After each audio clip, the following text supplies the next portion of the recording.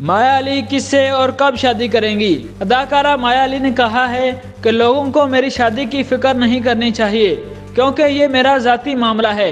मैं किससे और कब शादी करूंगी इस बारे में दूसरों को परेशान होने की ज़रूरत नहीं है। माया अली का शुमार भी उन फनकारों में होता है जिनसे प्रोग्रामों में अक्सर शादी के बारे सवाल किया जाता है। माया अली ने हाल ही में एक वेब शो में अदाकार बिलाल अशरफ के हमरा शिरकत की, जिसमें उन्होंने पसंद की शादी करने के हवाले से मुआशरे में लड़की के लिए अलग और लड़की के लिए अलग म्यार पर बरहमी का इजहार किया। माया अली ने कहा कि अगर लड़का पसंद की शादी कर रहा है तो सब ठीक है, लेकिन अगर लड़की करे तो इसे इसकी इजाज़त नहीं मिलती।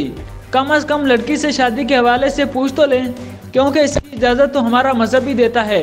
हमारे माशरे में अगर कोई लड़की अपने मुंह से शादी या अपनी पसंद का इजहार करे तो इसे नाफरमान करार दे दिया जाता है। वालिदैन के अलावा रिश्तेदार भी इसे बातें करते हैं। माया अली ने मजीद कहा कि जब बच्चे पैदा होते हैं तो अक्सर वालिदैन उसे उनकी शादी के बारे में जहन में बिठा लेते हैं और जब बच्चे जवान होते हैं तो उनकी मर्जी नहीं पूछी जाती। इस दौरान बिलाल अशरफ ने कहा कि हमारे वालिदैन भी पहले से अपने दिमाग में बच्चों की शादी के हवाले से मामला तय कर चुके होते हैं। जब माया अली से पूछा गया कि आप कब और किससे शादी करेंगी तो उन्होंने शर्माते हुए कहा कि जब बिलाल अशरफ जैसा लड़का मिल जाएगा तो शादी कर लूँगी। बाद उन्होंने संजीदगी से कहा कि शादी के बारे में मेरा यकीन यही है कि ये उसी वक्त होती है जब अल्लाह का हुक्म हो।